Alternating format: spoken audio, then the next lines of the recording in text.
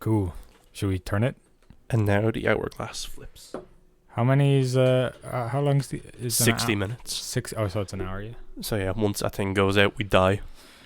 Hey, it's like that thing you got up there, the old... The other, channel we don't talk about anymore. It's gone forever. It's gone. Don't bring it up. I swear to God, if you fucking bring it up. Smosh Games. But yeah, the first thing I want to talk about is a little oopsie I did last week. Mic check. You know exactly what. Yeah, the one you sent me. It's an actual really funny clip of just like... Yeah, so what happened was... our recent bonus episode we did with our first guest, AK. But before that, we were, quote-unquote, recording an episode with him. And the thing was, so he recorded, I recorded, we clap-synced, and it was going fine. But for some reason, at 4 minutes and 20 seconds exactly, the audio cuts out on our end, and the last thing I'm saying is, yeah, man, I respect that. You have to have respect for audio or else it just won't. And then it cuts out. It's so good. And after we recorded, because it was a really good conversation we had with him, and so I was like, okay, I'll look at that later, and we recorded our episode, which was also just as good. I was like, okay, I'm just going to review the footage, and I'm like, where's it gone? Holy shit, what the fuck? What happened? And I send him the message like, AK, I am so fucking sorry. I am so angry. And he's just there laughing his fucking ass. I was like, no, trust me, it's really funny. I'm just there like, no, it's not. And as I delve deeper, it's like 4 minutes and 20 seconds. And the last thing I say is about respecting audio. What the fuck is going on? The video you sent me as well. I don't know if that's the same video you sent to AK. It's so funny of just like, I don't know what happened. We started recording and look where it cut out, and it was just like, so it's like, yeah, I'm teaching Matthew how to respect the audio and like keep a nice distance of the mic, and then it's just that, and then you're like, I don't know. I was so fucking angry. I'm like, he's gonna be so mad. I'm like, please tell me you have a backup, and he just goes, no. I'm like, well, that's lost the time. A secret episode out there that no one is ever going to happen. Of course, our episode was spick and span, but Jesus Christ, I was just like, I am so upset, and it's mocking me. Again, the last thing talk about respecting audio, and it's just, talking 4 minutes 20 seconds. So we have 4 minutes and 20 seconds of footage, but it's just painful. Because we were talking some interesting things about like creative blocks when it comes to animation and filmmaking, and just it was a good conversation, and it's gone forever. Yeah, and it's gone, and it's gone. Oh, but yeah, that was something that's been haunting me since we've recorded it. Just every night I'll go to sleep and in my head I'll just see 420 respect audio. But man, like, that's the first like blunder I've had on my end with recording audio for this, and it's the funniest way for it to happen. Yeah, it's so insane. In fairness, when I was like sitting and like probably looking at the screen, I remember when you said all that and like it's like, and you were like, I'll show you how to use these. and I was just like, yeah. And now you're like, please don't. It's scary. I could just blink wrong. Yeah. But like, I'll take full accountability because I'm sitting on the end with all the audio stuff. And it's just, again, I don't know how it happened. And it's going to haunt me for the rest of my life. So now whenever I'm doing any audio recording, I'm like, okay, we're still going. Are the things still blinking? Is this? And now I'm afraid of audio again. It put me back in my place. The respect is gone. It's just only fear. Yeah. We'll probably record another episode. Yeah. We'll do one in October, he says, because, October is my favorite time of year because of a certain thing. Thanksgiving. Yeah, it's Thanksgiving. Halloween! But is Thanksgiving in Halloween? It's in November. Oh, doesn't matter. You know what? Fuck, I don't know American holidays. Oh no, every day is a holiday in America. Let's be honest. True. But yeah, no, I can't wait for Halloween, and I want to start planning some stuff for it, which I'll talk to you after the fact. Oh. So Matthew, what do you bring to the table today? Trump. No, I don't know. What is there to talk about to start this off? I mean, I can talk about something I wanted to talk about 2 weeks ago. Oh yeah, sure, go ahead. My short film I actually made. Oh yes, I actually made a short film, and funny story. So, the week I actually filmed it, I was like, oh yes, I can't wait to talk about this on the podcast. And Matthew goes, hey, can we film early because I'm a busy boy? I'm like, but my short film isn't done. But anyway, yeah, it's done, it's out, and I was incredibly happy with it. And it's all thanks to doing this podcast. No, honestly, it is kind of down to this podcast, because the whole point is we talk about shit that wanting to do shit, and I actually did shit, and now I can talk about it. Hell yeah, bro. But the whole point of it was I wanted to give myself 7 days to just make something, and like in that 7 days, write the script, shoot it, edit it, and blah blah blah.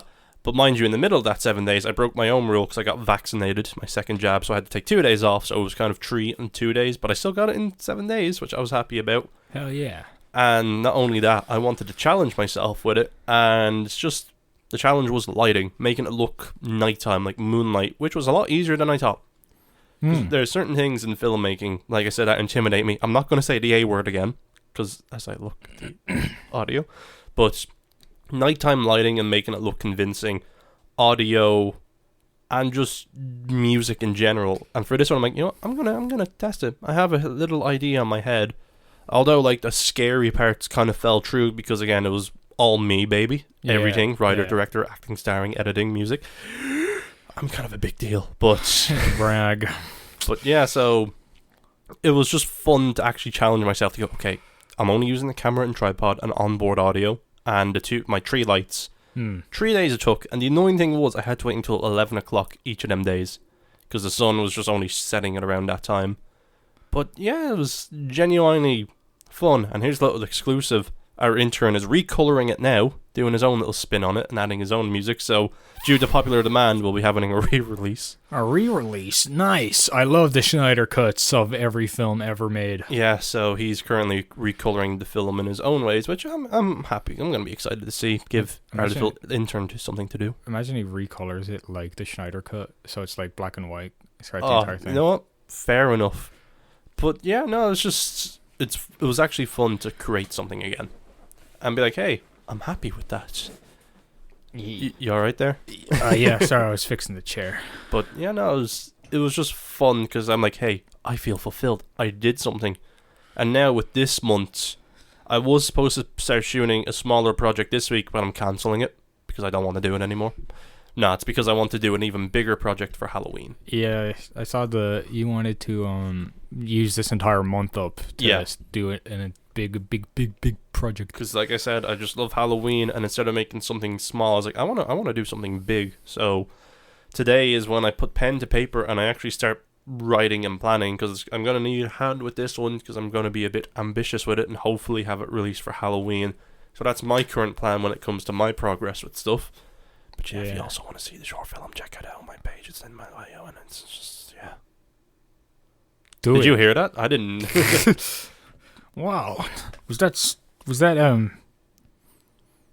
let's make up a quirky character that comes in randomly and Zhang. That it was Zhang, the guy who promotes our other channels. I guess he's gone. Whatever. Yeah, I mean, yeah, we missed him. But yeah, what about you? How's your secret project coming along? Good. I actually, I've started working on it a little bit more because I've been watching. Do you know Ross, Rubber Ross from like? He was part of Game Grumps, but then he left to do his own thing. Yes, the name's familiar. Yeah, he started playing Gartic Phone. I've heard of that with his other animator friends. And there's now a new thing on Gartic Phone where you play animations. And they're having such a blast of just animating together. I'm just like, is it rubbing off on you? Yeah, I'm like, I want to do that again. I want to draw again, and like, so I've started working on that as well. I'm happy to hear that. Yeah, but yeah, there's one thing I'm gonna pitch to you live on air. Is one thing I want to do with this podcast is for Halloween as well, because again, I love Halloween. Is I want to come up with a short story with you, and we put it to this and release it as like a little audio short story with sound effects and voice acting. Okay, cool. I have an idea for the story which I won't spoil here, but I'll pitch it to you after. But it's just like I said, I want to try and expand little bits and bobs, and I want to have a little celebration for Halloween. I bet you it's the farter of the Poop Lagoon. Hey man, I told you not to spoil. The farter of the poop lagoon. And Classic idea. for Halloween in general, I want to try have a few guests on. Maybe our intern will return and talk intern things. Yeah, like how he likes his sticky notes. I still have them on my desk sitting here. I don't know what to do with them. But what do you love about Halloween? Or Christmas, or Easter, or just holidays in general? Holidays in general? Mostly Halloween, though. Okay. Well, what I like about Halloween, I would have to say, particularly, is the awesome designs that can come out of it. I would say, it's really hard. I think I like the aesthetic of Halloween. The aesthetic of Halloween is always just gorgeous with oranges and. I'm the same. Yeah. On a day where it's actually nice out, I just want to take my camera out and just shoot B-roll of autumn time. Just leaves falling, just this nice golden hue. One of my favorite openings to a movie I've never seen, but I've seen the opening, is Halloween 4, where it's literally just that. It's just atmosphere of just Halloween decorations just in the wind, and it just feels like Halloween. Is Halloween 4 Season of the Witch, or is that 3? That's 3. 4 is The Return of Michael Myers. Return of Michael Myers. The one with the weird mask, the one where he's like, hello. Hello. But then, speaking of Halloween, Halloween Kills comes out next month, and I'm excited for that as well. Hell yeah, bro. Oh shit, I actually just watched should I bring that up? Sure, yeah. Why not? I actually just watched Malignant. We had a little conversation before this, so And what else can I say about this? It's a weird one for me, because 4 different people have come out and recommended it to me. They didn't say it was good, but they said, Cian, you really need to see this. And I'm like, that scares me even more. But now I have a sick curiosity with things. Like, if someone says, hey, it's not good, but you should watch it, I'm like, okay. I will say, some of the line dialogue is super funny. That's what I love the most. Yeah. The line okay, this isn't a spoiler, but it's a really funny, like, at the very opening, it's just like, after all this, like, cool shit that happens, like, one of the doctors, like, there's a doctor in it, spoiler, is like, we need to cut out the cancer. And it's like, is that the line you want? Get the cancer out now. It's like, I don't think that's how it works. It's a really good movie, I would say. Like, it's really worth watching. I think I think there's a few problems with it that are just a bit weird. Actually, is it a bit weird? It's a really fun horror film if you really just blank out things. Because my take on horror is, like, if it takes itself too seriously and falls flat, then it's not good. But if it takes itself seriously but has a batshit concept that works, like, for example, Hereditary, that movie takes itself so seriously, but it just spirals out of control. It's like, so much is happening, but it's still just grounded, and it works. And then you have, like, 80 slashers, it's like, it's intentionally bad. Just turn your brain off and enjoy it. Yeah. I think Malignant is, like, super batshit insane. Like, the opening, right? I was instantly like, what the fuck is going on? And then the main house in the film, right? Oh, and also, I'm pretty sure James Wan made that film because he had, like, a lot of cool, like, ideas that he had left over. That's just the type of filmmaker he is, though. He just has all these ideas, like, I want to try. Yeah, like, I think after, like, doing Insidious and, like, The Conjuring, I feel like he had so many ideas that he didn't get to do. He was just like, fuck it, I'll just throw them all into this. Because I think the entire trailer shot is, like, the one where it follows her top view from the house, which is an amazing shot. I love it. It's like, it just looks like so much effort was put into it, and he's like, he obviously had like a vision for that. And there's, or maybe he didn't come in, maybe it was like the cinematographer who's just like, hey, I have a cool idea, and James was like, fuck it, dude, we have the budget, we have the money, let's do it. Yeah. So actually, I don't know who the cinematographer is, but the camera dude. The camera. Well, no, I meant, like, the guy who did it. Like, the name of the, like, the him. One of the worst things of written literature I've ever heard is because, for context, my girlfriend and I are currently reading through a book series that she's reading it to me, And we were reading the 8th book in the installment, and it's following a witch. And instead of describing, like, you know, because it said that, like, you know, witches can see better in the dark and whatnot, instead of going into a paragraph describing that, it just said she could see well in the dark because of her witchy eyes. And just since then, that piece of dialogue has just haunted me. Witchy eyes. Like, you could have just had one paragraph describing it and just saying through her eyes, but every time it brings it up, it says her witchy eyes. And I'm just like, seriously, you're going to keep bringing that up. And now, whenever anything comes up about eyes, I just like, through his vampy eyes, through his monstery eyes. Like, it's just... What the hell is a witchy eye? Apparently, it's something that can see really well in the dark. So a cat eye? Yeah, but so nocturnal animals? I don't know. Her witchy eyes. Actually, cat eyes do make sense for a witch because they like black hats. I guess. Well, you know what? I don't actually know the proper lore for witch. There's so many different interpretations of a witch that I can't... It's all folklore.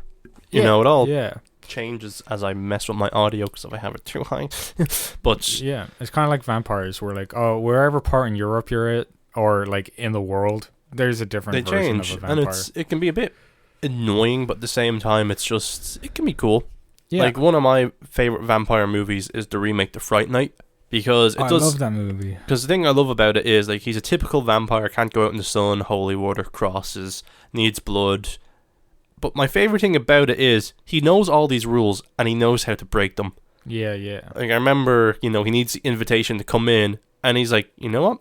I'm just going to blow up the house. I don't need an invitation if there's no house. So he goes out to the back and starts digging up the pipeline and just lights a match. And then when the main character's confronting him on the highway and he brings out the cross and he just goes over and grabs the cross and it burns in his hand and he just says, you need to have faith for that to work. I'm like, that is the scariest vampire I've ever seen. Yeah. And it's Colin Farrell as well, so it's even scarier. Yeah. I mean, I think it's really weird how vampire, even like the most famous one is Bram Stoker's Dracula, right? But like there's like so many things that like there's a lot of rules like that are still used today about how Bram Stoker's Dracula works and like is still knowledge today, but Bram Stoker's Dracula still could go out in the sun, which I found out like from watching something. I can't remember what I watched, but they were saying that, and I was like, oh, this whole time I thought Bram Stoker came up with that idea. And I know Bram Stoker is like how he came up with Dracula is because he actually did Vlad the Impaler. Yeah, and he also went through all of Europe basically to see what each interpretation of Dracula, and he kind of just melded them all into one, like ones that are stayed the same, like concepts that stayed the same. He would just okay, that's already in there. Things he just thought were cool, he just put in there as well. He's like a really like how Bram Stoker came up with Dracula it's just a cool story, I think. And then of course, like it's just the rules of vampires, I think, are really important when it comes to doing vampires. Of course, we have, that's just an urban legend. Like, the idea that vampires are predators and like, hey, dude, let me in your house. And stuff like that, I think is cool. Because, like, hey, you're safe in your own home, except, you know. Like, I remember one of the scariest scenes I've ever seen in a vampire movie was in the original Salem's Lot. And it was just a little brother just flying at the window, just, like, scratching at it. Like, please let me in. Please let me in. I'm like, I hate it. Get it away. Yeah. But just the idea of that, like, imagine one day you're asleep in your bed and you just hear a slight, you know, just knock on the window and you look and you see yellow eyes, like, let me in. I was like, no, thank you. I'm just going to close over politely and decline. Yeah. Actually, a cool interpretation of vampires that I was not expecting was from the Magnus Archives. Should I mention this, or is that like kind of spoiler? Is the fact that like vampires are like speechless. Yeah, like I thought that was a really cool concept where they somehow talk to you, but you don't know. You just instinctively know what they meant, or what it's like compulsion, you know. Yeah, and it's really interesting. That literally they're just predators. Like their entire throat is just teeth. Yeah. It's actually I if you look up inside the turtle's mouth, have you yeah, seen just the teeth for jellyfish. That's like, since I knew what a turtle's mouth was, I was just like, oh, it just looks like that. How has your journey been in the archives then? How far are you now?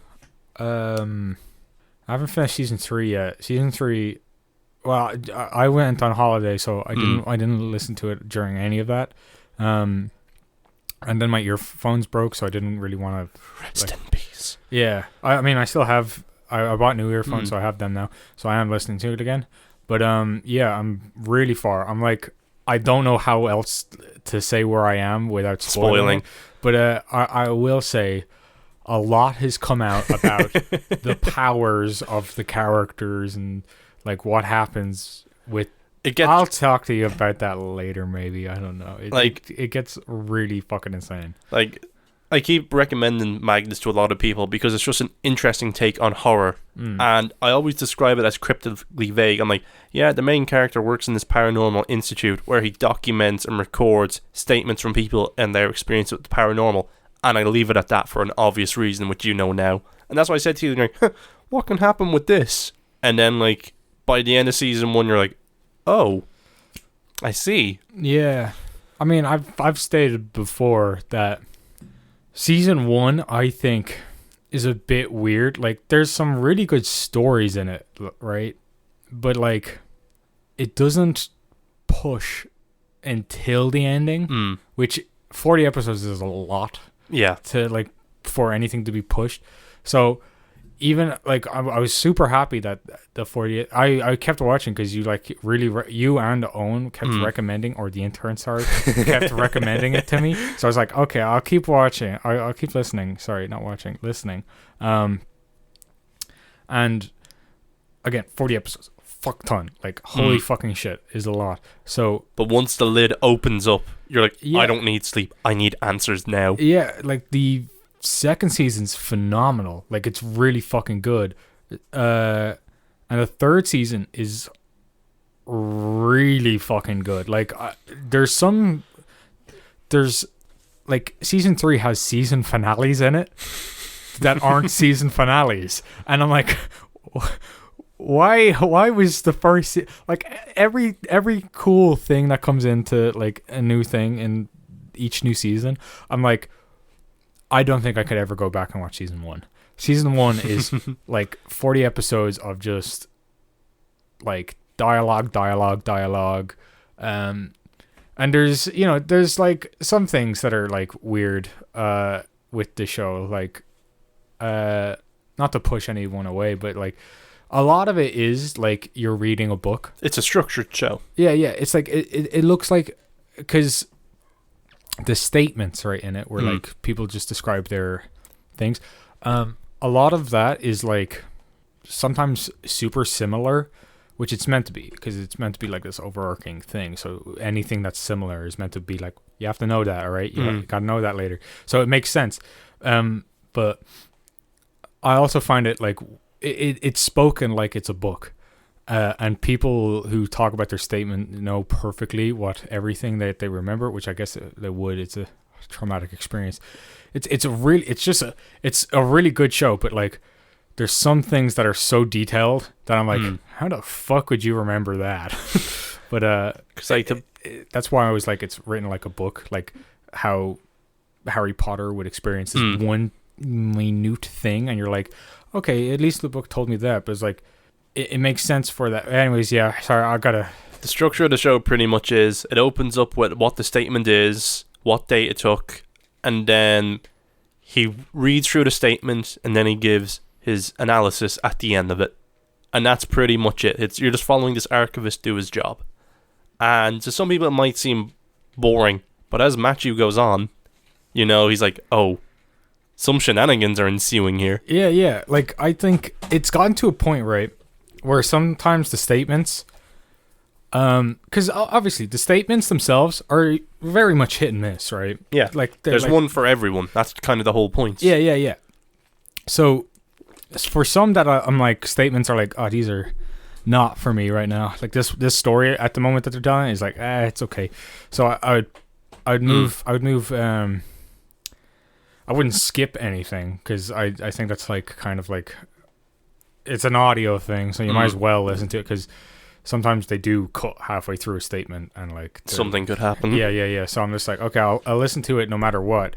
But yeah, the after season 1, the really interesting shit either happens before the statement or after the statement. Yep. And again, like I said, every time, sometimes in between. That's why I keep watching them. Just like because you never know what could happen. Yeah.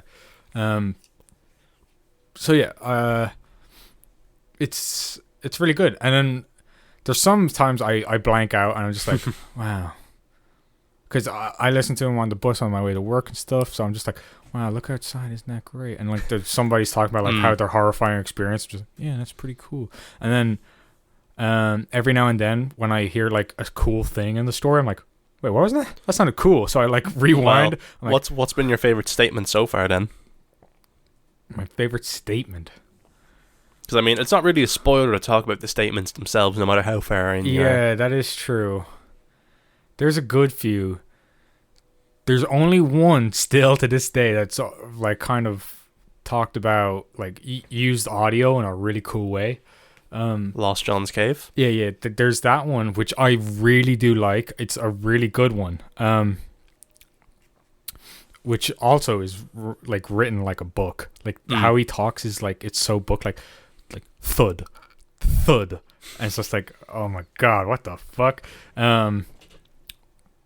That's all I'll say about that. But yeah, that sting at the end when he's like, "Oh, we found a camera along with them." Yes, that's what I loved. I was like, I hope a lot of statements have that. I mean, a lot of statements are back in like really far back. So I'm like, I can't really knock it. Yeah, there's some cool things in it. Right? The one that people always talk about when I recommend it is the Not Graham episode. That's a good one. That's very early. Like Yeah. I'm currently re-listening to myself. I'm on season 5 now, but it's just I always forget how good a lot of the statements are in season 1, which like makes it worth the re-listen because there's just some like the first 10 episodes. I'm like, whoa, there's a lot of good ones here. But it's a good introduction to horror because it's a weird way to experience it. As you know now, it's like, there's literally a bit of everything here. Yeah. Some things that mightn't scare me might petrify someone else. Yeah, I will also say there's times when like the audio peaks a lot in that show, and I have earphones in the bus. I'm like, fuck. And that's when like season finale shit happens or something like that, or like there's some really good. I'm trying to think of like my favorite one because Lost John's Cave is a really good one, but I really like it because they utilize audio in such a cool way.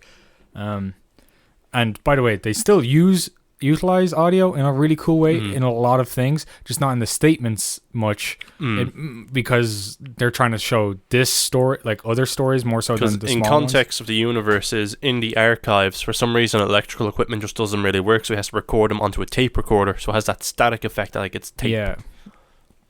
I'm trying to remember a really good one, like one of my favorites.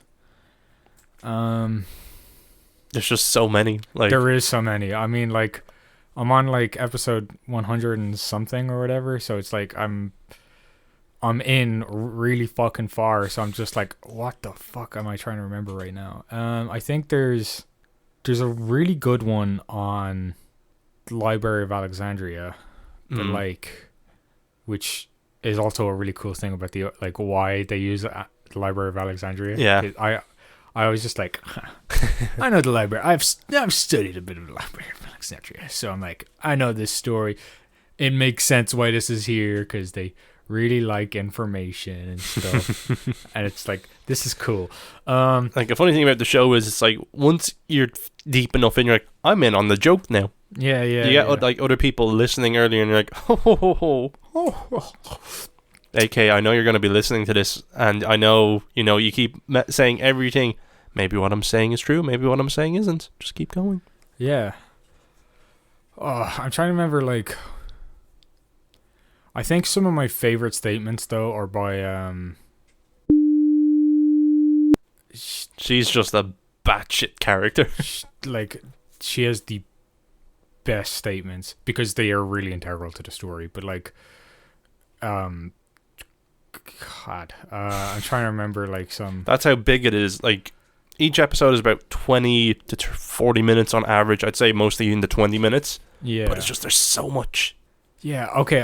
If I was to say my favorite one, right? My favorite statement, it would probably be the priest. The 2 statements. Yeah, the 2 statements.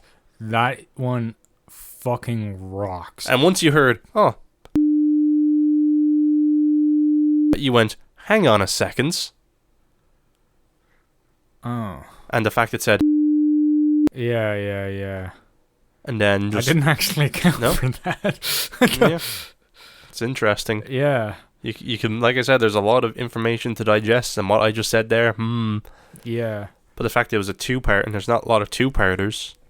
Yeah, I mean, the first one is so good about him just talking about how, like, exorcisms. It's really good. The second one's a bit like meh in comparison to the first part of that statement, but the second statement's also still really good. But like I said, Magnus Archives, it's an interesting way on horror because it's audio as well. And I feel like with audio-based stuff, you can't really escape it. So if you're watching a movie and you know a jump scare is coming, you can just cover your eyes. Whereas with audio, it's like you're forced to go through all the way with it. Yeah. Same with a video game. Like a video game, like I think some of the best ways to experience horror is in video games. Yeah. Especially with headphones. Like one of my favorite horror games, Dead Space, came out in 2006 or 2008. I can't remember, but oh my god, it still holds up. Yeah, I mean, that game fucking is so good. I mean, graphical-wise, it's still really good because it's a lot of it's covered in darkness, which kind of hides a lot of its flaws. But it's just the lighting. Yes. But the thing about that game is if you play with headphones, especially with good ones, you can just hear stuff scuttling all around you, bolts dropping, just people whispering in your ear, like, Isaac. It's like, eh. Yeah. And they're currently remaking it, and I don't know how to feel about that. Imagine they like make it super bright. Like that's one of my biggest fears because they showed some really early gameplay for it, and it's cool. Like they're adding some cool things with the necromorphs, like in another way the gore dismemberment in Resident Evil 2 remake, where like literally you shoot the zombies and bits of them would fall off and bone are revealed. They're adding that to the necromorphs. Oh, that's kind of cool. So not only do you have to shoot their limbs still, you have to get rid of the skin to shoot the bone off the limbs. Oh, that's awesome. Yeah, and they have full like skeletons in them so you can rip everything off them. That's so awesome. I think what I'm afraid for it is that please don't do what they did with Halo Combat Evolved, the library, because the library in the first part is so dark and it's like it's looming. It's just like it's like ominous. It's ominous. It's like this is awesome. But in the remake, they're just like, all right, you know what? Just make it super bright, whatever. Like, what happened to the ominous? Like, it's just like no, you don't. You need to see where you're going, dumbass. I was just like, then what the hell's the point of the torch? I thought the whole point of the first, like, remember the torch in the first game? Like, like if it's a really dark point, then torch, which is still cool. I like. They showed you in the first mission. Why would you not? Why would you? What? There was a night where Matthew was over at mine, and we decided to play all the hardest Halo levels on Legendary, and the library took us the longest. But goddamn, Halo 2 anniversary, because the thing about Halo 2 is on Legendary, if you're playing on co-op, if one of you dies, you're automatically restart to the checkpoint, which is such fucking bullshit. And we were trying to do the mission with them jackal snipers. They're dog shit, man. They suck. I mean, I don't know how anyone played that mission ever on fucking like the.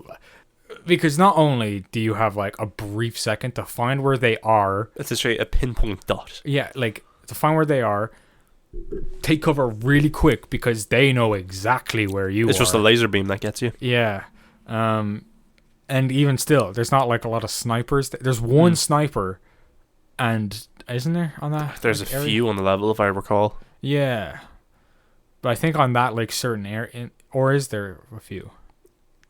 There probably is. I mean, there is. It isn't just one jackal sniper. It's jackal snipers. Yeah, it's annoying. The legends are true with Halo 2 Anniversary about the jackal snipers. It genuinely is. Like, you'll be fighting hunters and elites, and the thing that'll take you out is the jackal sniper while you're fighting them. But yeah, we played through the library, and it was fun. It took us about 3 hours to do, but we did it. I absolutely adore Halo Combat Evolved. It's still to this day one of my favorite Halo games. It's just so fun. I mean, like, really goddamn fucking fun. I think the anniversary has a lot of flaws in it because like, it was literally just the Reach engine dropped in, and they kind of defied the purpose. Like on the brighter missions, fair enough. Yeah. But on the darker missions, like the sniper mission, it's like you can clearly see where you're going. But I mean, have you seen the problem with the models? Yeah, that like there's invisible boxes. Yeah, because like they still have the original models, but they didn't, when they remade the game, they didn't make the new models fit those. So when you're like, when you have line of sight of a no jackals in the first game, isn't there? I think there is. There is. There is. And like you go bang, but like it hits an invisible wall and you see the bullet there and you're like, what the fuck? And like you change to the old graphics and it's like I do believe it was a very lazy remake. Yeah, see, it's not like, I'm not saying there wasn't passion put into it, because there's like, if you look into its like designs, it's like it looks really good. The problem is when you change the coloring of there's like a lot that's wrong with it, but they changed the coloring and it's like, I saw a really good video on it on like how it's like an animation. A lot of people think like if you make an animation, right, there's an innate idea there, right? Like it's through this one person's vision that like it's going on throughout the entire thing. Now if someone was to remake an animation, and let's say a little more lazy, so they use more like pivots and like, which are basically that fluidity like, is gone. It's just like, or like, if they use like, what you call it, AIs that like predict it for you. To predict it for you. There's an innate flaw with that because you're removing the person's intent with it.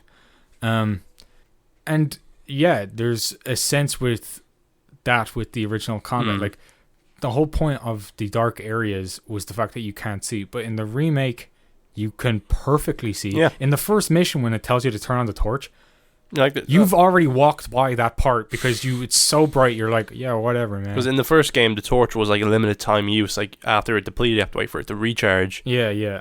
And a mission like the library, where like it's a simple layout all the way up, but it's still so dark. And goddamn, those rocket flood, man. Yeah, I mean, God, I love that game so much. The first combat. I'm jealous of the people that got to experience the flood without knowing what the flood was. Like that mission when you first discover what they are, and you see the video clips, and then they're attacking you. Like, you know, my first Halo game was Halo 3, and I knew what the flood were. They weren't that scary to me. But then imagine in that game. My first game was the flood as well, but with 3 as well. But the flood were already pre-established. And I guess it's a bit weird because the first thing you see of them in the in 3, right, is when they crash into Africa, when you're trying to find the spear to go to the Ark. Yes. On High Charity.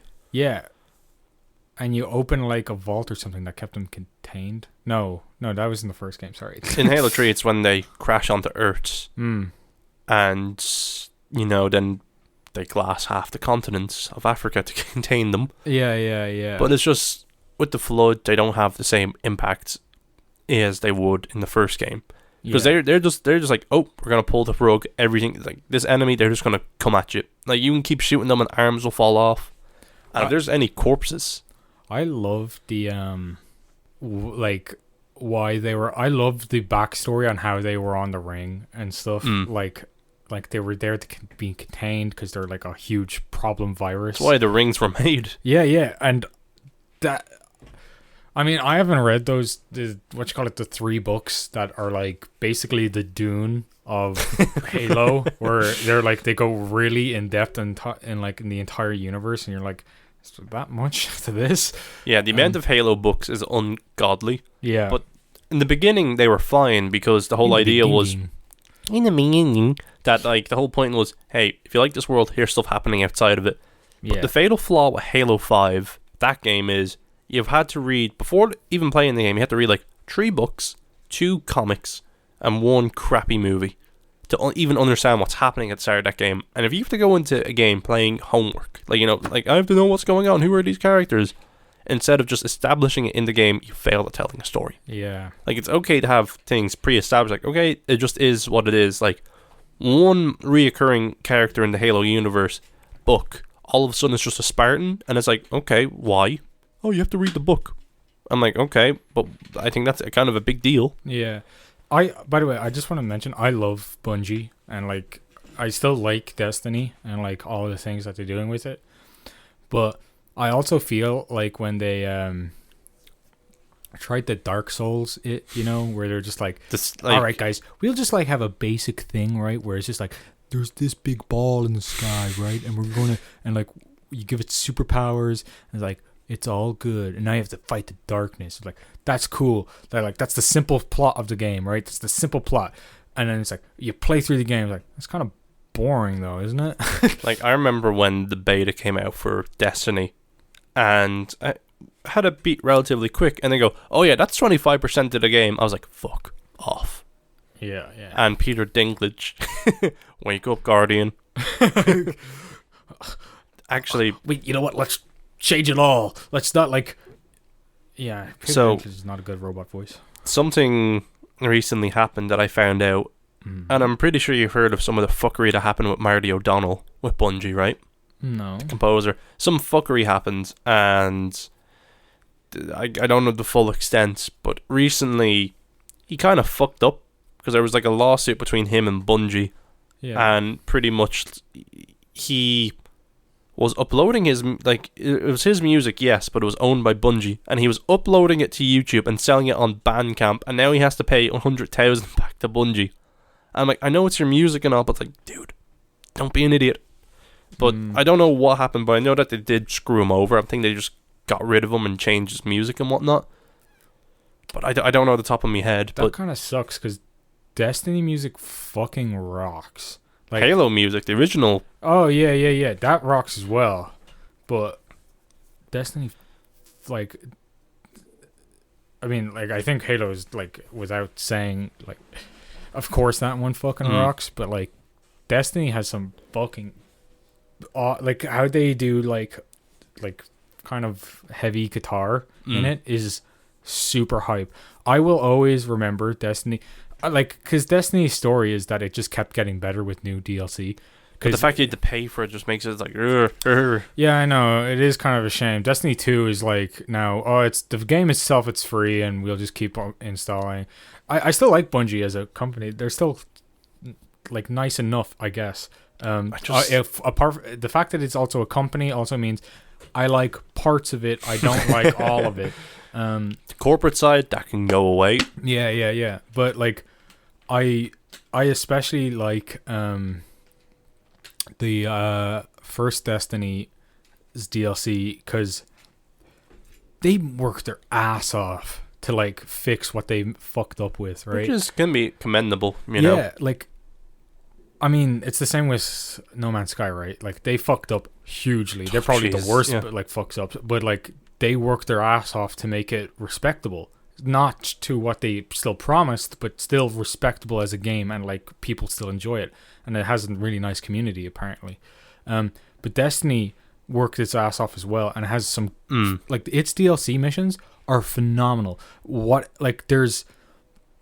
will always remember this fight where I'm like, is this the same game? Like, I was like, this is so cool. It's like, there's this like white flame that goes all the way down to the end of the corridor, and you're like, what the fuck is this?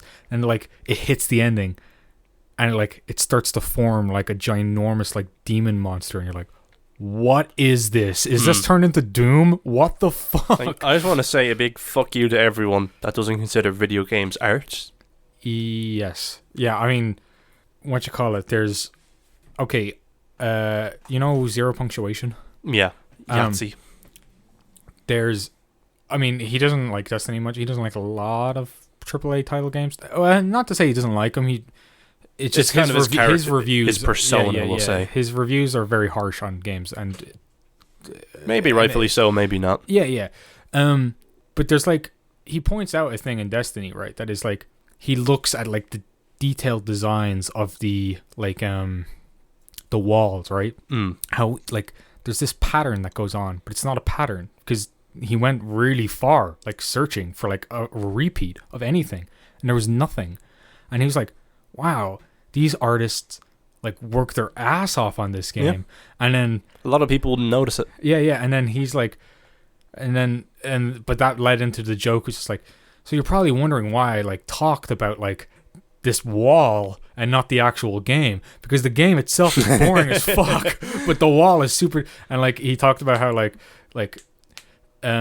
there must be like a Picasso or something in like that studio, right?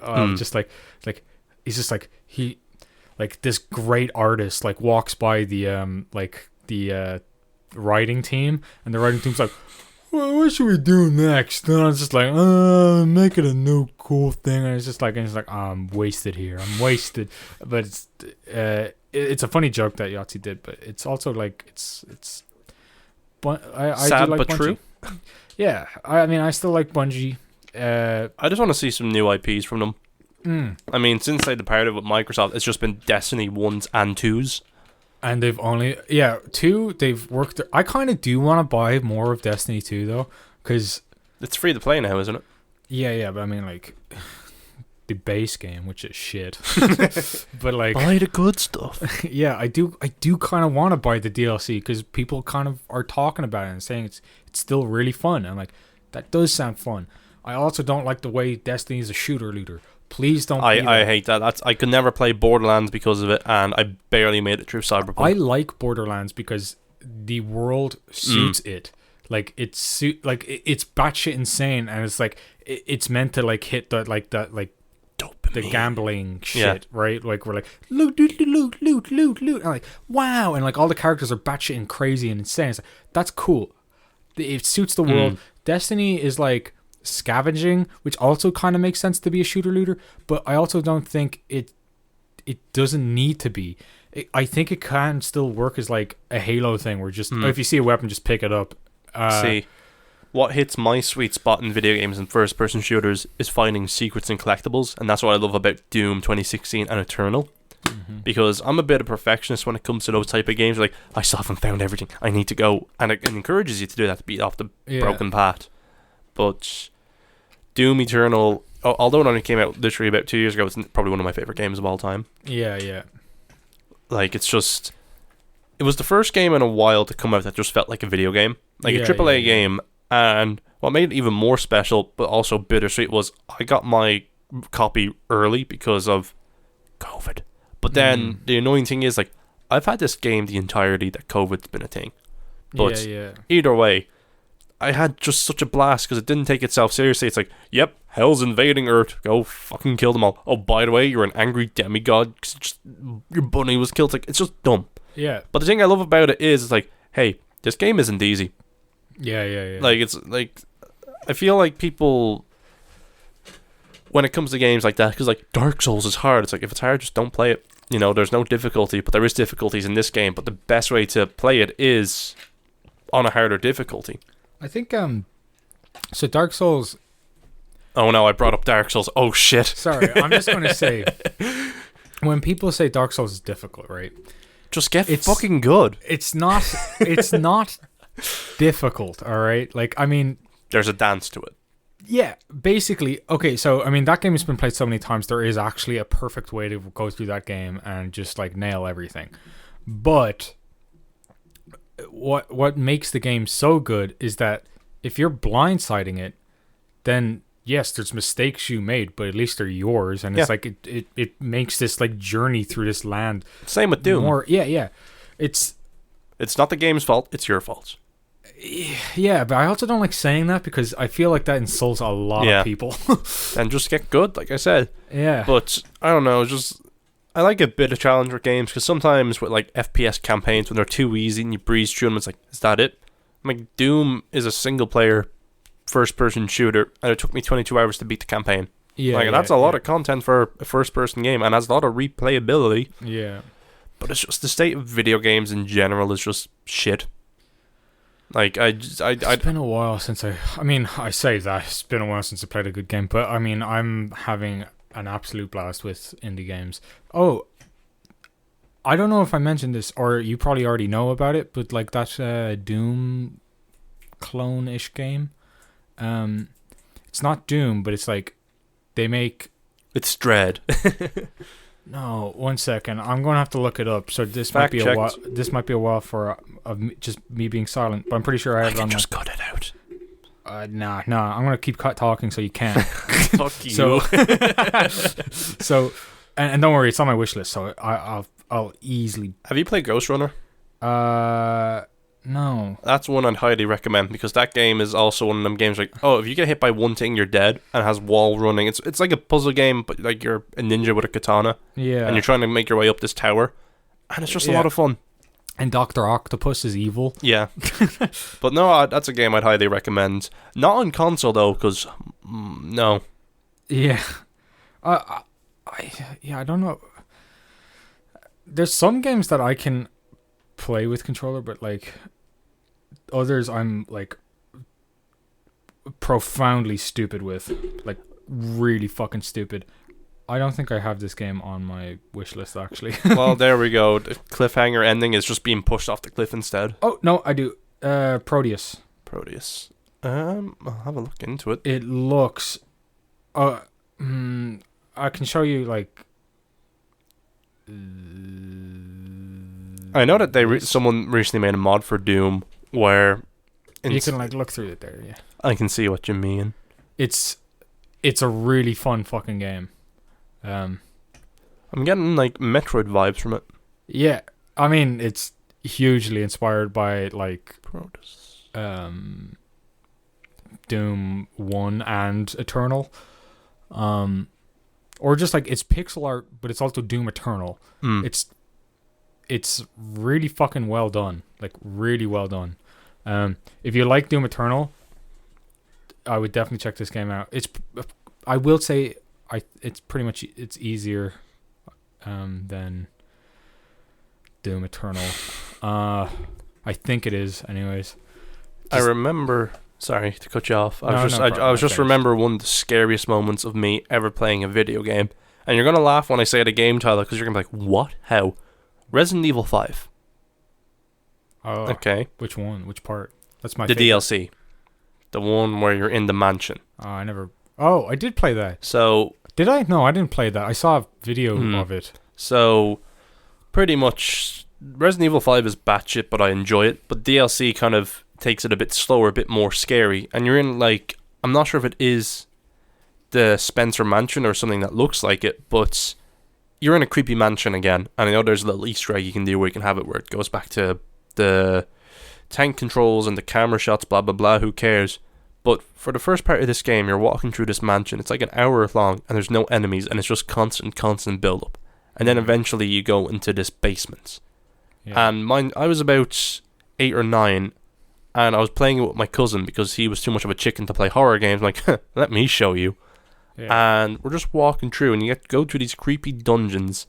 And at the end of the hall, there's a stairway that goes up, and then it goes left. So it goes up, it goes up. I'm like, I bet you nothing's going to come down and hit me in that corner. So I walk up the steps, and as soon as I cross that corner, a big fucking axe comes down. I screamed, and so did my cousin. We threw the controller towards the TV, and we both jumped back. Wait, were you playing multiplayer? Nope, single player. Okay. And since then, that's been the scariest moment ever happened to me in a video game. And it's Resident Evil 5. And the thing is, right, I watched other gameplays, and I was just unlucky. Because in that same spot, if you look up, you can see that dude walking across this landing, going towards the steps. It just so happens I walked up when he's walking down the steps. And he came down with this big fucking axe. And since then, I don't think I've been scared since. Oh. There's zombies trying to get into the room. It's okay. We got a good barricade done. What's the scariest moment that ever happened to you in a video game then?